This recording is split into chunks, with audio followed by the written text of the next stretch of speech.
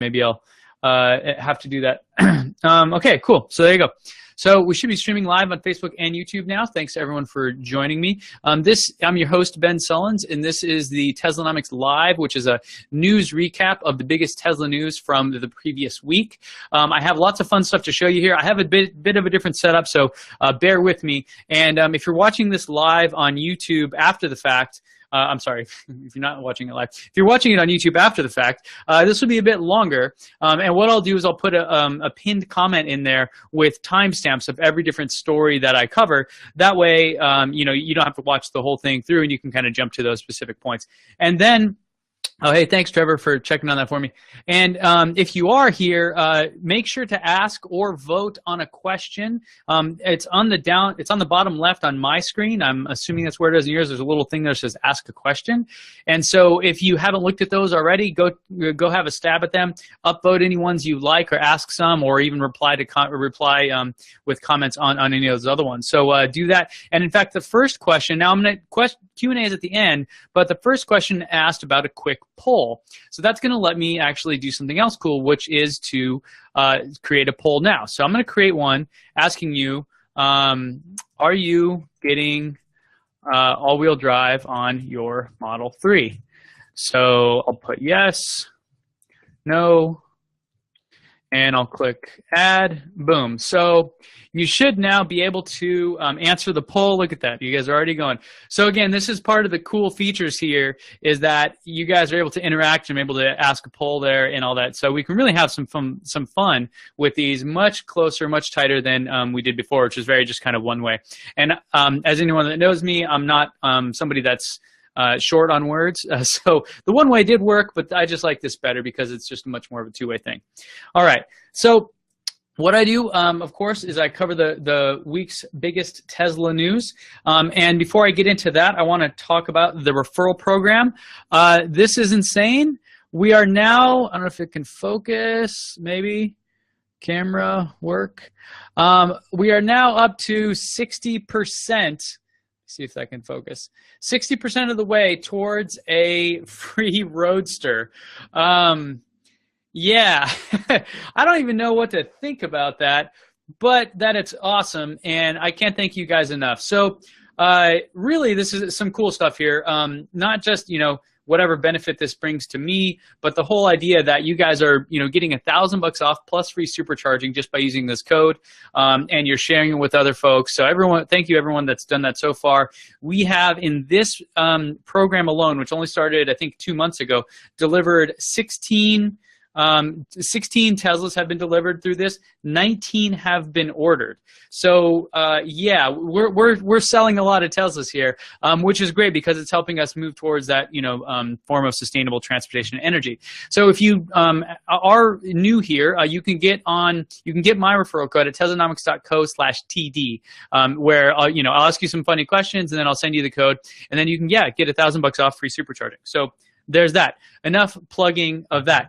Next, the thing I want to talk about that I am so excited, and thank you to everyone that's already been giving me great feedback, is TeslaCon. And so TeslaCon is an event where myself and the other Tesla tubers are all coming together to bring you thoughts and ideas, discussion all around Tesla and the EV community or the EV world. And the idea is just to help, you know, accelerate this transition together. And so I've never seen anyone else do this. Of course, there have been in-person events, but this one is online, so you can join from anywhere in the world. I'm going to show you the page here that I set up. And let's see if that'll work. Again, this is a new system, so bear with me. Apparently, I need to install the extension, so there's that. Give me 1 second while I...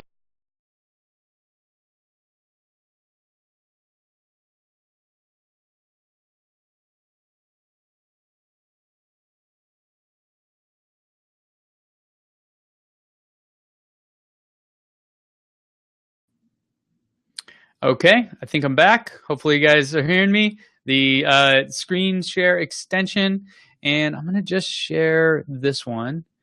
Hopefully this works for you guys, and hopefully you'll be able to see what I see, which is the TeslaCon homepage here.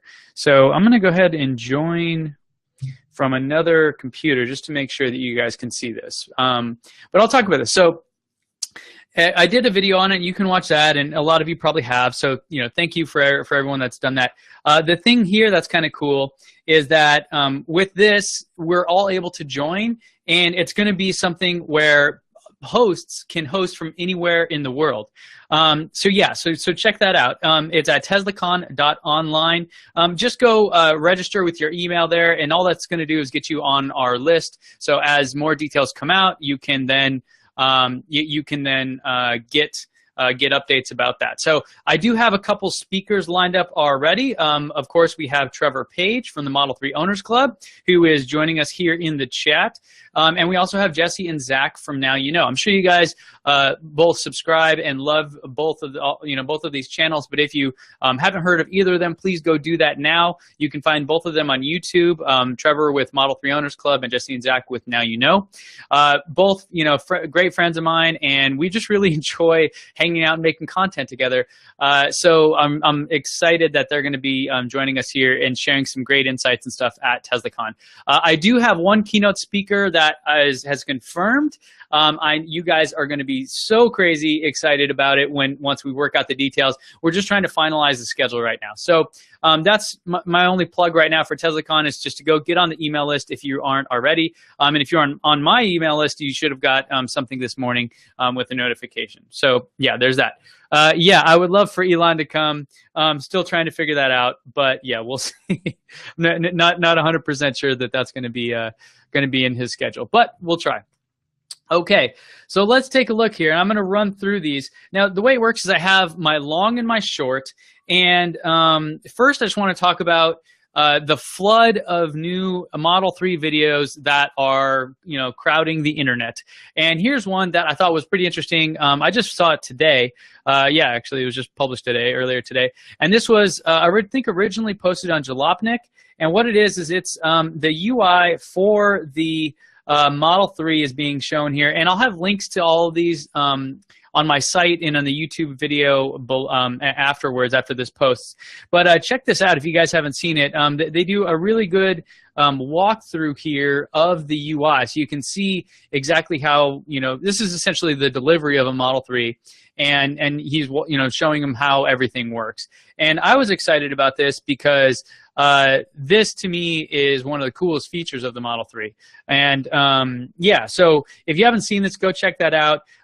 Really nothing majorly groundbreaking here, other than this is just an up close and personal look at it. There are a few things that are interesting about how it works, but probably a lot of you guys have already seen those before. One of the key things, of course, is everyone loves to talk about the vent and how that works. But the main thing is that everything in the car is controlled through this interface. So this is really cool. Go check it out if you haven't seen it yet. Next, I want to talk about this detailed video that we saw from, is it OC Detailing? I think it is, yeah, OC Detailing, and which I kind of love that name, by the way. They have a really cool first look, and this one goes all around the exterior of the car, the interior of the car. He didn't open the frunk in the video, which is something, but I and others have footage of that already. So this is a customer's car, and this is up in Fremont, California. And, it's just a great video walking through. I'm sure if you guys are, a nut and follow all this stuff like I do, you've already seen it. But if not, go check this out. Again, I'll have the link. I'm sorry, not a customer's car, an employee's car. But anyways, it's a customer of OC Detailing, I believe is what I was told. But anyways, there you go. This is a great video if you really want to get an up close and personal look at the Model 3. Here he is showing off the key card. This is something I'm still not actually a fan of, but we can talk more about that later. All right, and then the next video, or I don't know if it's not really a video of the Model 3, but something that I was interested in, is here it's showing the app and how you can use your smartphone to unlock the car. And I like this as long as my phone doesn't die, which is kind of where I'm a little bit mixed on this whole thing. Now, I know a lot of people love the idea of the key card. And yeah, I think it's cool of an advancement, but I just hate having stuff in my wallet. So anyways, so there's some shots of the app and what you can do with it. I'm sure there's going to be more of these coming out as more folks get their Model 3s. And I still haven't heard any update, by the way. I'm hoping to get mine. It said October to December. Yeah, October is almost here, so that's probably out unless it's late October. I'm guessing I'll be sometime mid-November, but obviously, as soon as I get mine, I will let you guys know. Okay, so next up, we have on the stories for today, Tesla's supercharger station in Shanghai. And this is my long. And so if you recall, the long is the thing I'm for, that I'm excited about. The short is the thing I'm against. So this is a supercharger station in Shanghai, and it is going to be the world's largest supercharger station. And it is expected to have somewhere between 40 to 60 supercharger stalls when complete. The reason I'm long on this is that it represents Tesla's commitment to a global expansion of their network. Not that I'm going to take my car and go drive in Shanghai or anything like that, but Tesla as a company is continuing to push the bounds outside of the United States, where a lot of regulations and things like that are, we have this in the U.S. anyways, this obsession with the coal industry and holding on to the past. And so it's good to see that Tesla is being progressive and pushing well beyond any constraints we may impose here in the U.S. And this one is also, to me, an indication that we may have a new plant in China.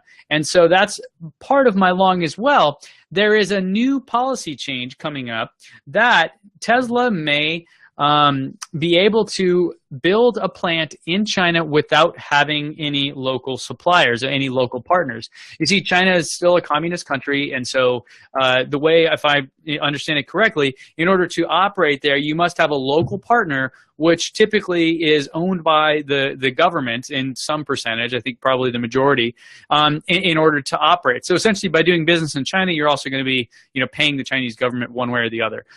So now they're looking at something that would allow companies to make things there without that. And there's an interesting note here that it said foreign companies would still be subject to the 25% import tariff,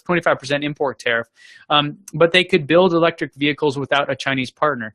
So it seems like a big win. I'm a little confused, though. It probably would make sense to have a Chinese partner instead of doing it 100% yourself, because I understood the reason to do that primarily was to avoid that import tax. And so, it was back in June, I believe. This article here from Bloomberg talks about Tesla looking to figure out a plan for China production, and a big part of the reason would be to avoid the 25% import tariff. So yeah, there's that. So things are a little bit confused right now, I would say, in terms of whether or not this new regulation may help them. But the big picture is Tesla appears to be investing heavily and pushing into China, which, if you're unaware, is the largest EV market in the world. And China is doing a lot of things and making a lot of regulations and statements trying to push us towards a more sustainable form of transportation and energy. So I'm really long on the China EV market, and I'm encouraged that Tesla is getting in there with the expansion of the supercharger network, as well as potentially opening a plant there. So all good things here that really make me excited about the company as well as the overall market. Now, the other part of this, of course, is my short. Here's the thing that I'm not a big fan of. And this is really confusing to me. So people have asked this before, and I'll make sure that you guys can see this big enough. Let me see if I can do like theater mode. Okay, there you go.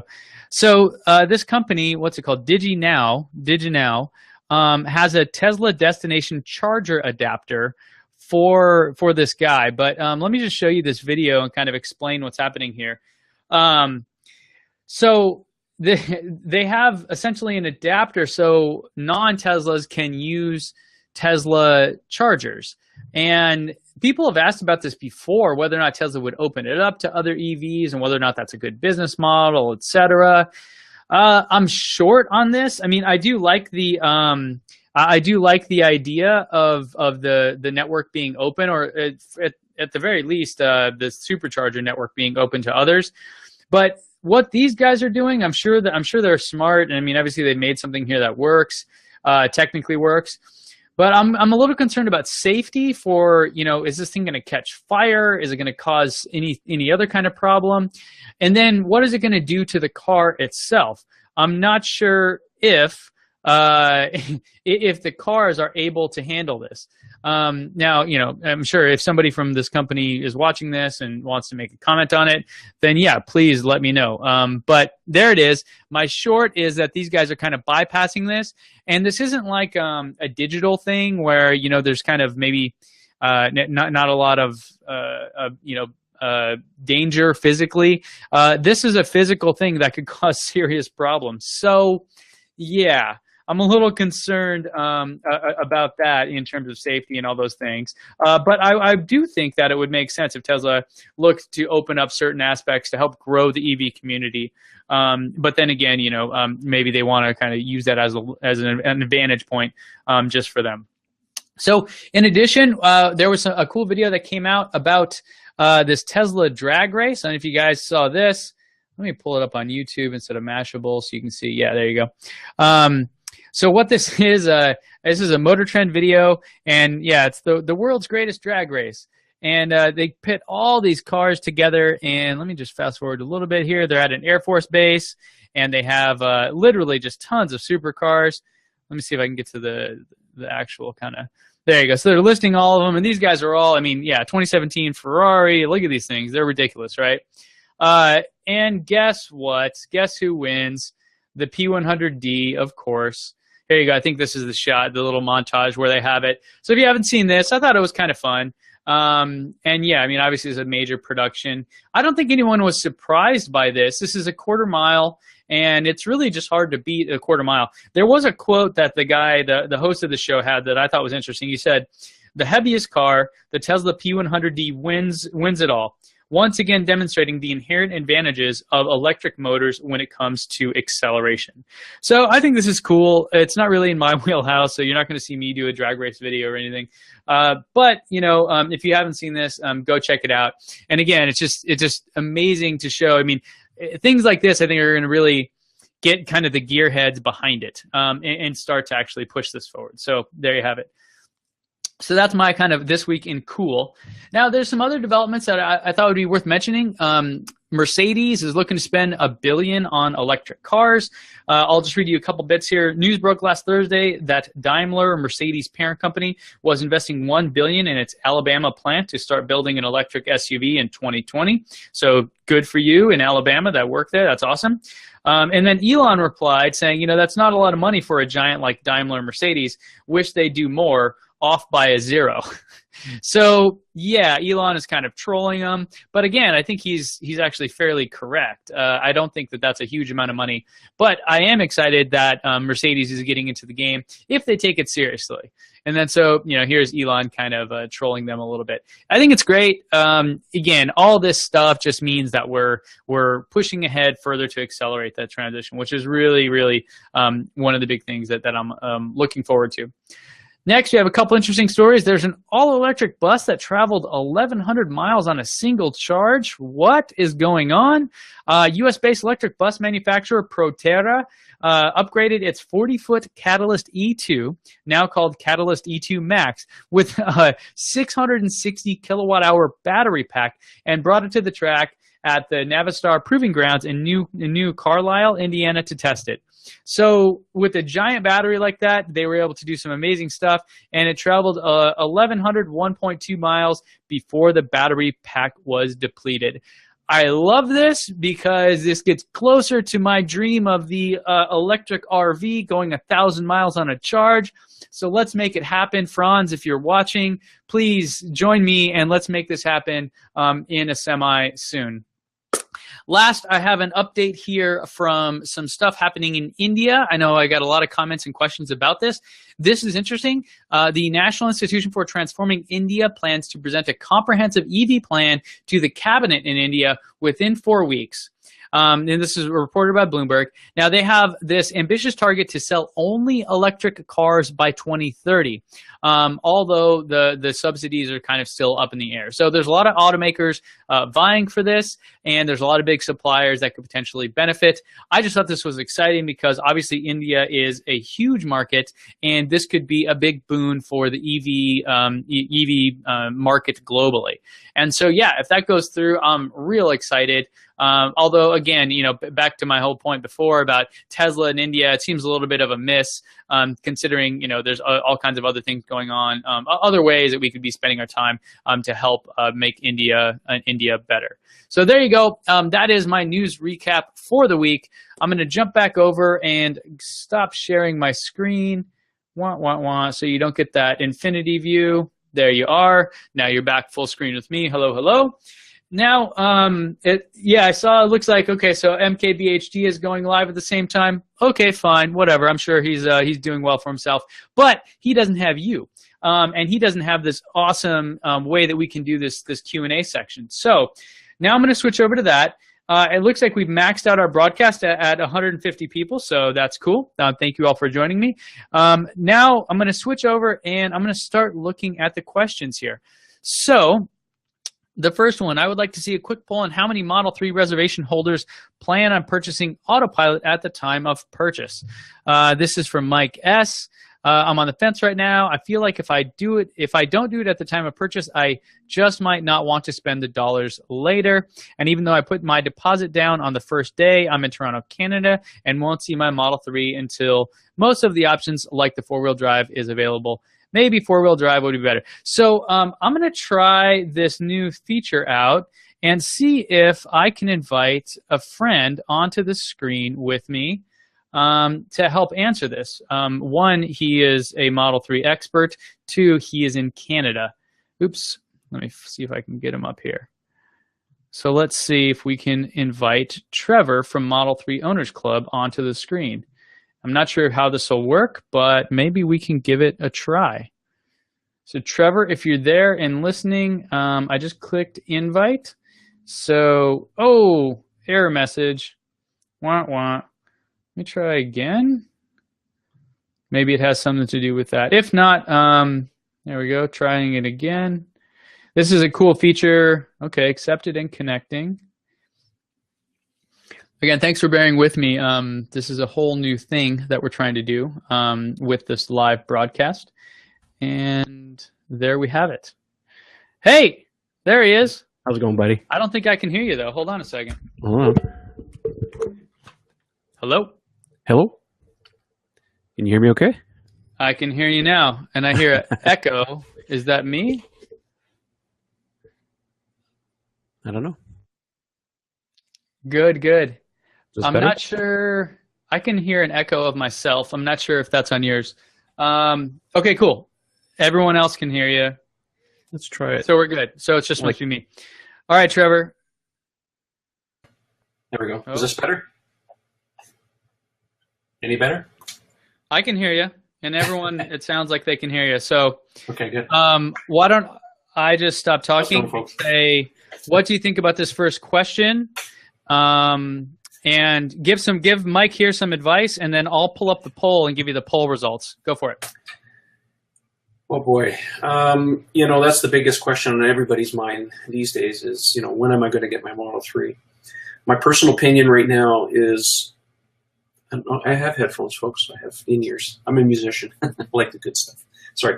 I think what we're looking at here is Tesla seems to be focusing more on U.S. deliveries right now because they have this ticking time bomb of the federal tax credit. So right now, if you're Canadian, you look at your reservation, it shows, unilaterally, it says late 2018. So that tells me, and especially anyone in the U.S. can look at the reservation, especially the first, and it's giving you a range window at this point. So to me, that just indicates right now that we're looking at 2018. So based on Tesla's information of putting, all-wheel drive into production sometime in the spring, it won't be an issue as far as getting those options.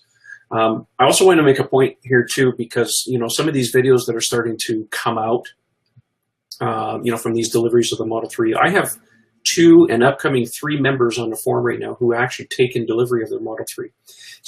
This is not general public. These are still going to Tesla employees and Tesla employee family members. So some of the information is still kind of out there and stuff. We're getting little drips and drabs. So having said that, you have to be very careful here because these are initial production cars that have very, very few options on that. So I'm seeing a lot of activity on the internet where people are saying, oh my God, it doesn't have this, and oh my God, it doesn't have that feature. And you have to remember, folks, and I want to make a big point about this, when the Model S first came out, it didn't have all-wheel drive, and it didn't have folding mirrors, and it didn't have autopilot. When the Model X came out, everybody was expecting a second row folding bench seat. That took over a year and a half for that to show up. So even though you're seeing a Model 3 coming out, and if you see features that are missing or that something that you want, you have to give Tesla time to put these things into production. You know, the previous 2 cars were not fully baked when they first came out, and it's the same thing with the Model 3. So patience is going to be on your side, or I should say, some of these features will be on your side if you're going to be patient about the car. So if you're not looking to be the first guy on the block with the car, you will be rewarded with more features as things go. So again, just to go back a little bit for this particular owner, I mean, you know, if you're willing to wait and you can wait and maybe you don't have a choice to wait, you'll have a lot more options at your disposal when the time comes for you to configure the car.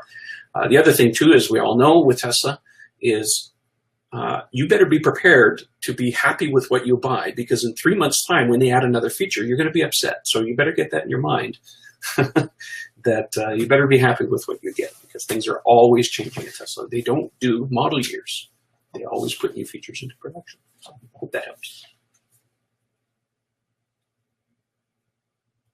Awesome. Thanks so much, man. And it looks like the majority of people, 61%, said that they are not going to get it.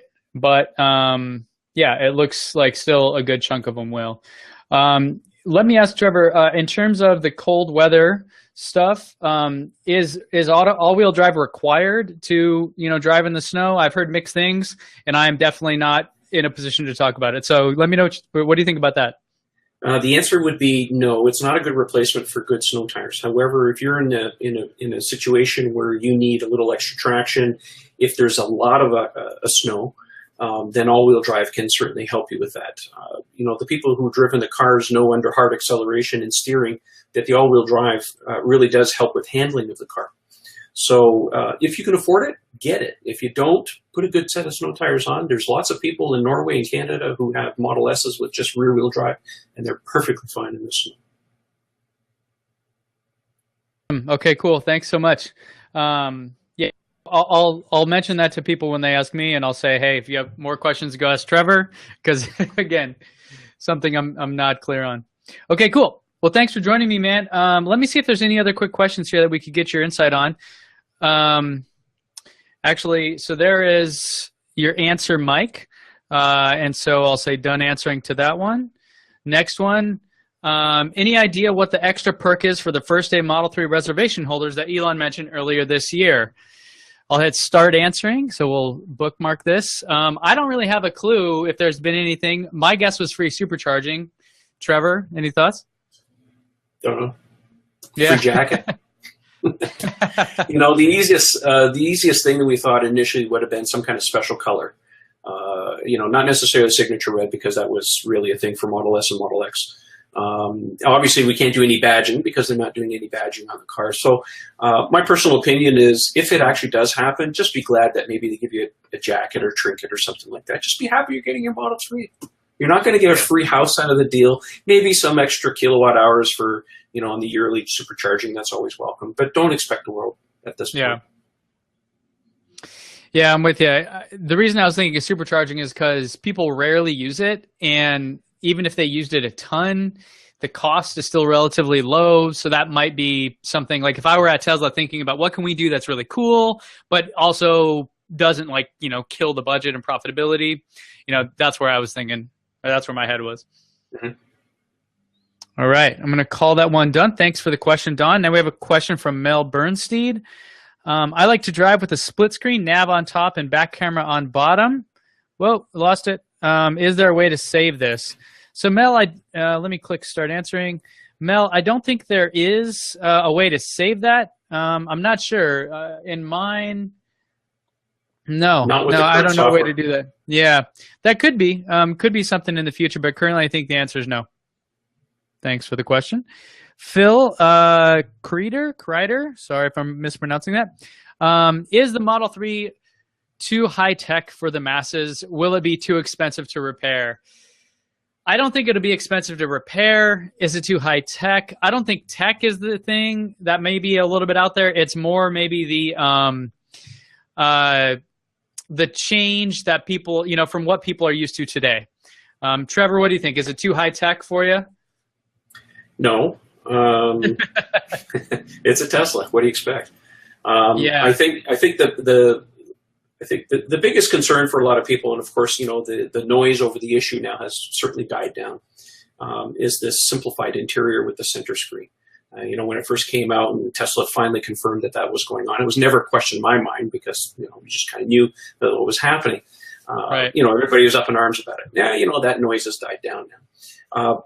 I think the biggest disappointment for us, and even though I was fully prepared for it, was the fact over the options on the Model 3 are priced very much like a Model S. And we were really hoping to see, options on the Model 3 being priced more with cars in its market segment. Yeah. So, up here, you can buy a BMW 3 Series and metallic paint is only $750 as opposed to $1,300. So, an autopilot is the same price as a Model S, and so is the premium package. So all these things are really kind of adding up.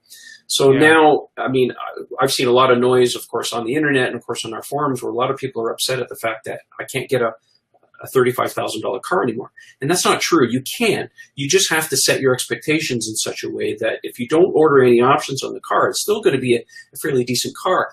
But autopilot, for example, is a very desirable feature. So, boom, there's another $5,000 you got to plunk down for the car. So, you're starting to get into, that higher territory. So even though the base price of the Model 3 is half the cost of an equivalent on a Model S, as soon as you start tacking on options, you're starting to climb up there. So, I've done a video before where I took not offense, but I took exception to Tesla's wording of using mass market when they talk about Model 3. Model 3 is not a mass market car. It's an entry-level luxury car that's designed to compete against the BMW 3 Series. So they really should be calling it for what it is. Maybe it's mass market to Tesla because they've never made a car of this kind of volume before. I think they need to be a little less disingenuous with the wording on that car. So it's the accessible luxury, or I forget what they call it. Entry-level luxury car. That's what it is. Yeah. If you're going to go, the people who are looking at that car, for the most part, have been looking at a BMW 3 Series. Yeah, exactly. Right? That's what you need to compare it against. It's not mass market. When somebody says mass market, I think, Toyota Corolla or Honda Civic, $25,000 car. Yeah. Now, do you think the Nissan Leaf falls into that category? Yeah, like I said, if you do the total cost of ownership, because that's an important factor when you're looking at an EV, you can probably make a business case for that. But from an entry, from the entry price point of getting into the vehicle is certainly not mass market. So but it doesn't seem to have tempered much of the enthusiasm for the car. It certainly happens. Yep. Awesome. Thanks for the question, Phil. Let's see. Steve Midori, anybody have any ideas on how we can find out or physically test how much extra range the standard Model 3 Aero wheels provide? An offhand comment by a Tesla employee is not enough, in my opinion, to count on supposedly gaining 10% more range. If Aeros actually provide little or no range advantage, then popping for the $1,500 and arguably much better looking premium wheels makes more sense. Yeah, I was surprised by that 10% comment as well, because 10% is a lot. It's just hard to believe. I don't know. Trevor, have you seen any official details on that other than that one offhand comment? I have not, and I would take an engineer's offhand comment as not gospel. Yeah, right. Cautious about that. Yeah, let's see how it goes. As soon as that'd be kind of a fun thing. Like, okay, because I'm gonna getting the Aero wheels as much as I hate them. You can take them off because I don't like them. yeah, well, but I'm also planning on putting the 21-inch arachnids on there just because I live in Southern California and we do ridiculous things to cars. But anyways, I will caution you about that because I have measurements on the forum now, and the wheels are not interchangeable. Okay. Well, we'll see. But anyways, it'd be fun to like drive it till it dies with them, and then and then take them off, and then drive it till it dies, and see how it goes. I don't know. So yeah, maybe we'll do a video on that. That'd be kind of a fun thing. So thanks for the question, Stay Steve. tuned. Yeah.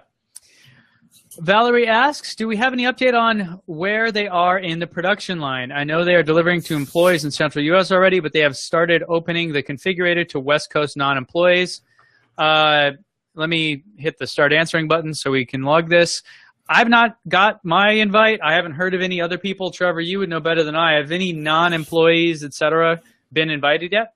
The only people who have taken delivery, and two of them that I know, are family members or relatives of Tesla employees. They have not opened anything to the public yet. So these two videos that have been floating around are fathers or brothers or something of a Tesla employee who put down 2 reservations and maybe have transferred one to a family member. So that's all the information we have at this point. Okay. Fair enough. We're going to call that one done. Thanks for the question. Valerie asks again, do we know if the camera is motion activated and if it is already able to be activated upon delivery? Is it of any of use to as an extra layer of security against vandalism or theft? I think you're talking about, I assume, the autopilot cameras, but then there's an inside camera as well. Is that right? Yes. What's that for? Do we know? We don't have definitive information. If I was a guessing man, I'm thinking that's for the Tesla ride-sharing network in the future. They're just kind of planning for the future for that. So it's not active. We know that. That is insane. I guess that makes sense, but how soon do you think the Tesla network will really be here?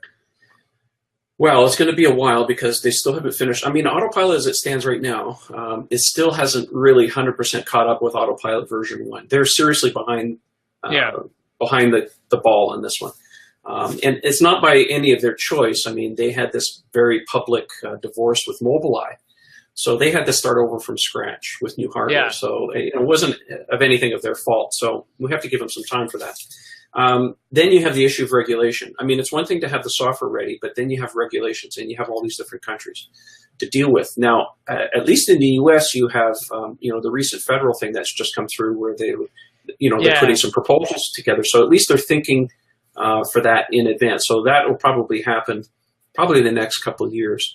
I will say the Model 3 is a pretty good example of Tesla thinking 5 years down the road in terms of designing a vehicle from, at least from the inside, not so much from the outside, but at least from the inside aspect for fully self-driving and a ride-sharing network. This is the first example of that. And I fully expect that kind of technology will migrate up, whichever way you want to look at it, into the rest of the cars. Yeah, to me it seems, very forward thinking, because forget the tech alone, I think the regulations are at least several years away from actually making this feasible. So you have to remember that it's not like the regulations will just drop on somebody's lap and there you go. It will be an evolving thing because there's going to be edge cases. The first time somebody gets killed or injured in one of these things, there's going to be a lot of media attention on it, and then we'll have to go back and tweak things. So it'll be an evolving thing. Yep. Thanks for the question, Valerie. Let's see. Jeremy Harris asks, as a Model 3 reservation holder in New Zealand, I'll be getting my car sometime around the beginning of Q2 of 2019. The supercharger infrastructure in New Zealand is limited, only one currently in the country. Will Model 3 deliveries in countries with few Tesla charger outlets come with plug-in adapters to allow charging from non-Tesla charging sources, or are there additional items we'll have to factor in from purchasing? So, Jeremy, yes, they should, absolutely, right? Because all the Model S's and everything come with an adapter already to plug into a standard, or kind of the standard one here in the U.S. I assume the Model 3 wouldn't be any different. And I assume, Trevor, we probably have seen photos of these, right? I've seen pictures of the adapters and stuff in the back. So is this a yes? The only UMC, which is the Universal Mobile Connector that comes with a car that we've seen so far, is the North American version, which is a replaceable pigtail rather than the little clippy adapter that you have on yours. Yeah. So it's a different UMC. I would fully expect them to offer different versions of that little pigtail thing for different countries. I mean, North America is still a bit of a wild west. We've got J1772 in Chatham and CCS, and it's all over the map. And in Europe, you've got SAE2. I don't know what it is in Australia. I believe it's SAE, and New Zealand. I think they both share the same common thing. So, yeah, I would fully expect them to offer adapters. So we haven't actually seen it yet, but it makes total sense, and I would fully expect that they would they would come with it. So I'm going to go with yes. Could be wrong, but that's where I'm going. All right. Kip asks, I'm a Model 3 reservation holder and thinking about the benefits of having a long-range battery coupled with full self-driving. Do you think level 4 self-driving will be available by the end of 2018? Will enhanced autopilot cover level 4, or do I need to spend the extra money for full autonomy level 4? Wow. I'm not sure I know what level 3 is, and I know what level 5 is. Will it be available by the end of 2018? I think we touched on that a little bit, right? I don't even know if it's the tech that'll be holding it back. I think it might be more regulations, if you're talking about in the US. But the bottom line question is, should I buy full self-driving now or should I wait? I'm going to go with wait. I don't know, Trevor, what do you think? I agree. I'm going to go out on a limb here and say no, it will not be ready. Okay. I'm an optimist, but in this case, I don't think so. The nice thing about autopilot and the full self-driving, of course, is you can upgrade anytime you wish. It's not a requirement for you to buy the car, unless, of course, you really want to bundle it in to your loan or your lease or whatever the case may be. So you can always upgrade. If you're on the fence of thinking about, well, I only have the money to buy one thing, it's a long-range battery or autopilot, put the money where you can't upgrade, and that's the battery. Yep, fair enough. Thanks for the question, Kip. All right, let's go with Jim MC. Does anyone know how auto insurance cost for the Model 3 will compare to a comparable ICE car? I've seen some quotes out there. I don't know that if we have an official answer on that. And there's so much variability. I'm seeing around $100, $120 a month, just from what people are reporting. Trevor, any thoughts? Insurance is one of those things that varies by jurisdiction. I live in an area where the insurance premiums are rather high. Toronto is a high accident rate area, a lot of cars, a lot of people, a lot of bad drivers. I've already did a quote on a Model S, for example, and compared to my current car, which is a 2015 Lincoln, and it's literally costing me $100 a year more. Yeah. So it's really a non-issue. With the Model 3, on the other hand, being mostly steel in the body construction, which was different from what I was expecting. So I'm going to say I was corrected on that. I was expecting full aluminum on the car, but it is what it is. I think from a repairability aspect, it will certainly be better being mostly steel than aluminum, because as you know, with aluminum, you have to go to specialized shops and stuff. And that's always been, a problem. Of course, if you talk to Model S and X owners who have repair bills on aluminum, it's rather high. So it's nice to see that they're taking a different aspect on this. So I don't think insurance rates on the Model 3 are going to be anything astronomical. I think it'll be fairly affordable. Again, look at the target market segment. BMW 3 Series, go look at, get a quote for one of those, and, hopefully it's close. Yeah. I did have a friend that told me, his quote is extremely low, but he also said it's because he's old. So, the point being, it's subjective, right? There you go. Okay, thanks for the question, Jim. It's cheaper as you get older sometimes. That's right. That's like the one benefit about getting older, right? Not getting any younger. Okay, we have a question here from Maka. I was listening to a program called Living on the Earth on NPR, International Radio, touting the future of EVs. My attention piqued. The father of lithium-ion batteries is addressing all the battery issues with his further research to produce the battery of the future. And this is about the advancement from John B. Goodenough. Is that really his name? Yes, that is amazing. That's like Tito Beveridge was the guy that invented Tito's vodka. It's like your last name is Beveridge. Come on. Anyways, I think this is awesome. I'm not really going to spend too much time on this because, yes, there are 1,000 articles a day on the latest battery advancement here and there.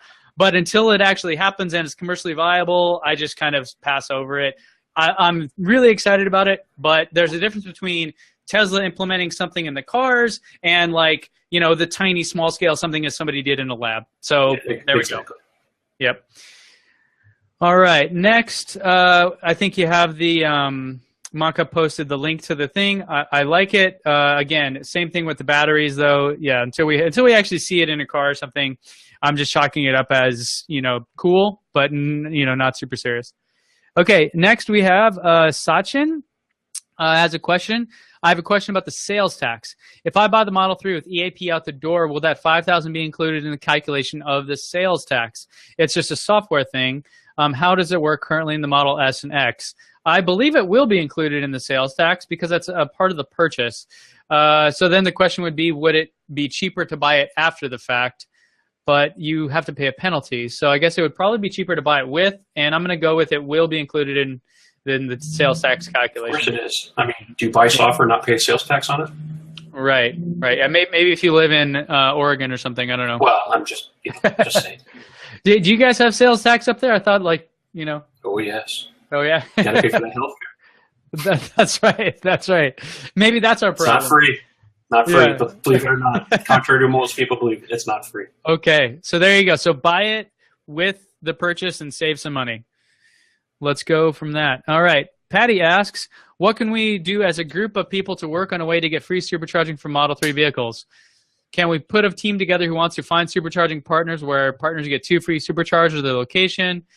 Yeah, so basically how do we build out the supercharger network for the Model 3 community? Well, I think Tesla has a program where you can connect them with businesses that you want to see, not superchargers, but just destination chargers. So I think that's probably the best bet. There's also other startups out there like EV Match and a few others where it's kind of like a peer-to-peer network. Like, for example, you can actually rent my charger at my house on EV Match. And you have to pay for it, but if you don't have a charger, it's a great option. So we have a similar program that's just starting up here in Toronto. Yeah, exactly. So I think actually we're going to see a lot of kind of new companies and innovation in this space about helping people charge because it's a public charging infrastructure doesn't really exist besides the Tesla network. So thanks for the question, Patty. All right, let's go with Rick. Is there any analysis on cabin road noise for the Model 3? Not that I've seen. Trevor, any thoughts? Okay. Yeah, I do. We have, as I said before earlier in the stream, we have some members on our forum that have taken delivery of the Model 3, and they are providing us some information. So far, the road noise in the cabin of the Model 3 is excellent. It's a very quiet car, on or equal to, say, an S or an X. So. Yeah. They've done their homework. That's good because that is something that I know the S got dinged on by Consumer Reports. But I'm kind of mixed on this because I wonder if it's louder because there's no engine, right? It's like, because there's no engine noise, which would muffle any outside noise. Like, I'm not sure how they actually measure this, but yeah. It's true. I mean, we've become very accustomed to gasoline cars that no matter where you are, there's road noise. But in there is road noise, there's wind noise, there's engine noise. It's all mixed together. Right. So in an EV, when you take one of those things out, the noise level comes down, but then you notice the other two. Yeah, so exactly. Short of putting dynamite on the thing, like on every surface of the interior of the car, you're not going to make it dead silent. So yeah, right. Cool. All right. Thanks for the question, Rick. Okay, we got a Canada question from Ron Roseland Barnes. I'm in Canada. I made my reservation on April 3rd, 2016. I spoke to several fellow Canadians who have reserved about 4 to 6 weeks after me. My Tesla shows me delivery date of late 2018. All of my friends who reserved well after me show the same late 2018. This seems curious to me. I think we know this, right? We know the answer here, yes. Trevor. So what is it? Universally outside of the United States, it either shows late 2018 or 2019, depending where you are. Again, going back to what I said right at the start of the stream, Tesla is focusing on U.S. deliveries at least 6 to 9, maybe even up to a year, months or up to a year, because there's this time bomb called the federal tax credit, which is expiring for Tesla. And that's only for the United States. I mean, other countries have their own little thing going on. We have our own rebate system, but it's not tied to taxes or anything like that. Yeah. So I think Tesla's really trying to do the right thing for the people that really want to be able to get the car and try to afford it as much as possible. So I think that's weighing very heavily on it. Even though they don't talk about it, they're very, very acutely aware of the situation. So do you think that they're going to push out that 200,000th car to early January? I have no idea. I don't know what the internal numbers are. I mean, we all, there's speculation, there's numbers flying around. Yeah. They're getting close. I think the inside EV guys do the best job. And yes. when I took their data, and I spoke with them actually quite a bit about this, when I took their numbers, I did my own calculations using that S-curve, that logarithmic growth. And based on what Tesla has said about their goals and all this, it all to me added up like they could, if they wanted to, hit that number this year, which would be a bad idea.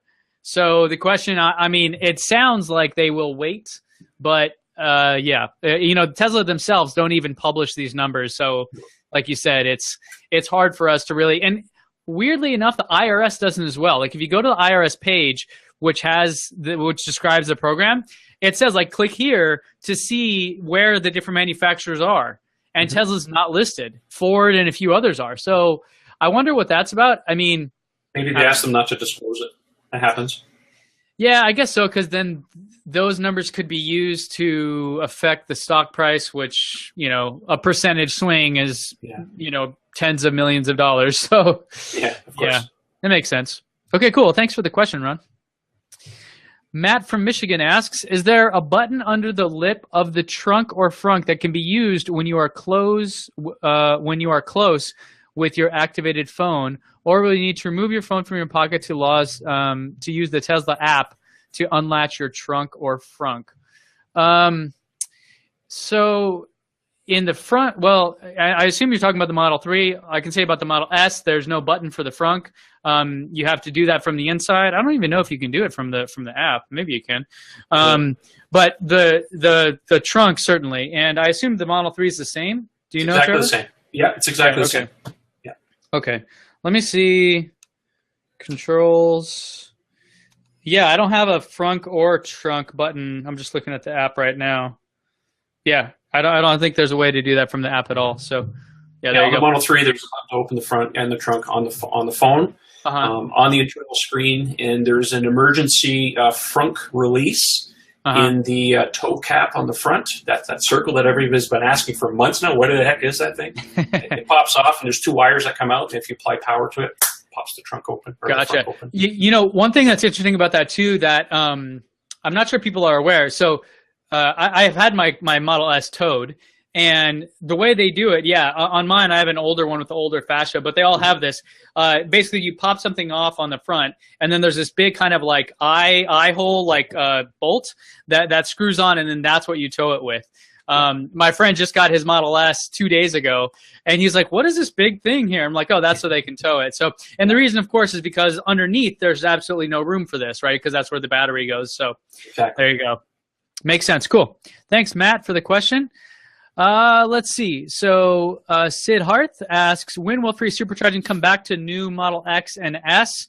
Yeah, that's a good question. I don't know if it will. Of course, you can use a referral code like mine or a lot of other folks to get free supercharging. So if you are going to buy an S or X, there you go. There's that. You would buy an S or an X without a referral code now. I mean, you get free supercharging. And $1,000 off. I mean, the irony of this thing is like, of the whole referral program is like, so many other people try to market and sell stuff that is so less valuable than this. It's like, it's no wonder that this is a no-brainer. It's like, hey, but of course the deal is not everyone is going to buy a $100,000 car. So, all right. Matt asks, will you be able to upgrade the Model 3 battery after purchase and have it open up with an over-the-air update? I'm going to go with no. Trevor? Absolutely not. Like 2 thumbs down. Sorry, you got to buy the long range up front. That's right. There's not enough margin in the car to do software locks. Not gonna happen. And I will say, do it. Do not buy the shorter one unless you were just absolutely looking for the cheapest option, because you're going to want that extra range. Trust me. As somebody that has a car with barely 200 miles of range, I can attest.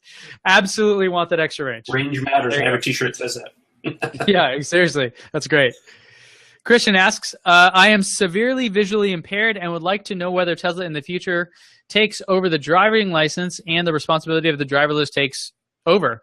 That's a great question. Yeah, I assume, I mean, part of the whole self-driving future is that it's going to enable mobility in new and different ways. So I could definitely see that being a thing. I don't know if, I mean, Tesla's really the right answer here, but I would say self-driving cars in general should help with this tremendously. Any thoughts, Trevor? Yeah, and that's really what's known as level 5. Level 5 is basically no driver required in the vehicle. Yeah, right. You know, totally Thanks for the question, Christian, and thanks for joining us. All right, getting 2 more questions here. Brian asks, I've heard that California is talking about a new tax rebate of $10,000. Is there any update on this, or is it just talk?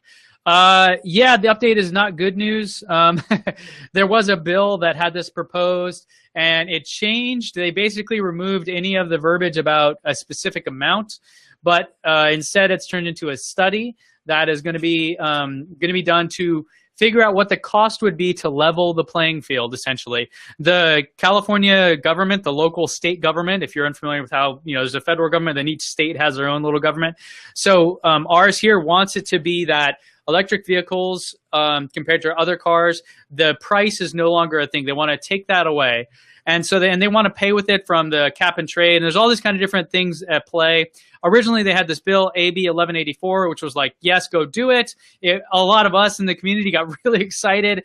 And then literally days after we all posted videos like, go do this, they completely swapped it and said, oh, well, maybe we should study this before we just, you know, sign off on, you know, $4 billion or whatever in spending. So yes, what you heard is correct, or was correct at one point in time.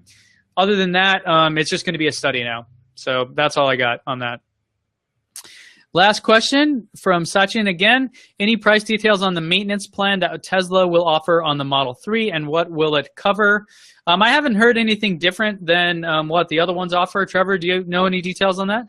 We have no details at this point, but I would expect them to start talking about that once public deliveries of the cars begins sort of late October or early November. Yeah, yeah. Remember, cool. This is employees only right now. So. Yep. All right. Awesome. And that is all the questions for today. Thank you, everyone. I really enjoy this. I hope you guys did as well. Thank you, Trevor, for joining me. And if you guys aren't aware, Trevor is one of our featured speakers at TeslaCon. So make sure to bug him to tell you more about that on an upcoming video soon. And stay tuned here and on our email list, Teslanomics.co. And I will see you guys next time. Anything else, Trevor, you want to share with these guys? How can they find you or anything like that? Sure. I'm very active on Twitter. My handle is @Model3Owners. Don't forget, we have the online forum where we're fast approaching 10,000 members. That's Model3OwnersClub.com. And don't forget to like and subscribe to our Tesla, our YouTube channel. And you can find that at Model 3 Owners Club. You just type that into Google to search on. Awesome. On Thanks so much. All right, guys. We will see you here next time. Peace out. Yep. To think about that, but that it's awesome, and I can't thank you guys enough. So really, this is some cool stuff here. Not just, you know, whatever benefit this brings to me, but the whole idea that you guys are, you know, getting $1,000 off plus free supercharging just by using this code, and you're sharing it with other folks. So everyone, thank you everyone that's done that so far. We have in this program alone, which only started I think 2 months ago, delivered 16 Teslas have been delivered through this. 19 have been ordered. So yeah, we're selling a lot of Teslas here, which is great because it's helping us move towards that, you know, form of sustainable transportation and energy. So if you are new here, you can get my referral code at Teslanomics.co/TD, where you know, I'll ask you some funny questions and then I'll send you the code, and then you can get $1,000 off free supercharging. So there's that. Enough plugging of that. Next, the thing I want to talk about that I am so excited, and thank you to everyone that's already been giving me great feedback, is TeslaCon. And so TeslaCon is an event where myself and the other Tesla tubers are all coming together to bring you thoughts and ideas. Maybe I'll have to do that. Okay, cool. So there you go. So we should be streaming live on Facebook and YouTube now. Thanks everyone for joining me. I'm your host, Ben Sullins, and this is the Teslanomics Live, which is a news recap of the biggest Tesla news from the previous week. I have lots of fun stuff to show you here. I have a bit of a different setup, so bear with me. And if you're watching this live on YouTube after the fact, I'm sorry, if you're not watching it live. If you're watching it on YouTube after the fact, this will be a bit longer. And what I'll do is I'll put a pinned comment in there with timestamps of every different story that I cover. That way, you don't have to watch the whole thing through, and you can kind of jump to those specific points. And then, oh, hey, thanks, Trevor, for checking on that for me. And if you are here, make sure to ask or vote on a question. It's on the bottom left on my screen. I'm assuming that's where it is in yours. There's a little thing there that says "Ask a Question." And so, if you haven't looked at those already, go have a stab at them. Upvote any ones you like, or ask some, or even reply with comments on any of those other ones. So do that. And in fact, the first question. Now I'm going to Q&A is at the end, but the first question asked about a quick poll. So that's going to let me actually do something else cool, which is Tia's discussion all around Tesla and the EV community and the EV world. And the idea is just to help, accelerate this transition together. And so I've never seen anyone else do this. Of course, there have been in-person events, but this one is online, so you can join from anywhere in the world. I'm going to show you the page here that I set up. And let's see if that'll work. Again, this is a new system, so bear with me. Apparently, I need to install the extension, so there's that. Give me 1 second while I...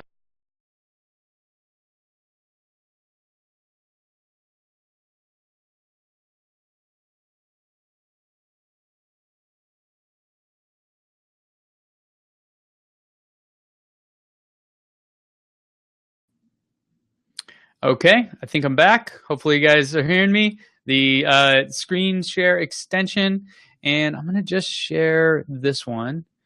Hopefully this works for you guys, and hopefully you'll be able to see what I see, which is the TeslaCon homepage here. So I'm going to go ahead and join from another computer just to make sure that you guys can see this. But I'll talk about this. So I did a video on it. You can watch that, and a lot of you probably have. So, thank you for everyone that's done that. The thing here that's kind of cool is that with this, we're all able to join, and it's going to be something where hosts can host from anywhere in the world. So check that out. It's at teslacon.online.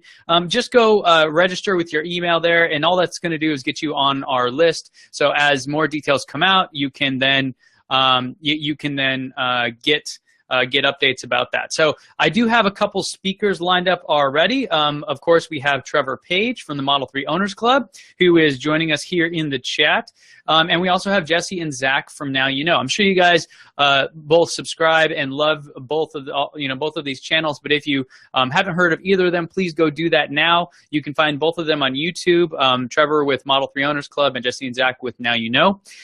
Both great friends of mine, and we just really enjoy hanging out and making content together. So I'm excited that they're going to be joining us here and sharing some great insights and stuff at TeslaCon. I do have one keynote speaker that has confirmed.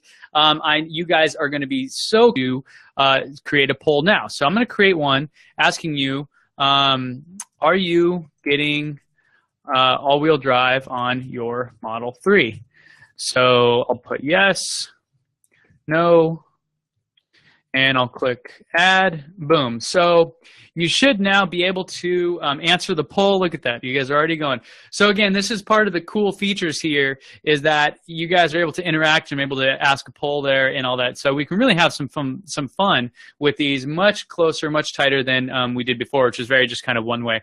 And as anyone that knows me, I'm not somebody that's short on words. So the one way did work, but I just like this better because it's just much more of a two-way thing. All right. So what I do, of course, is I cover the week's biggest Tesla news.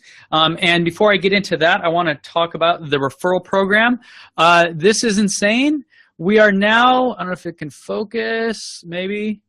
Camera work. We are now up to 60%. See if that can focus. 60% of the way towards a free Roadster. Yeah, I don't even know what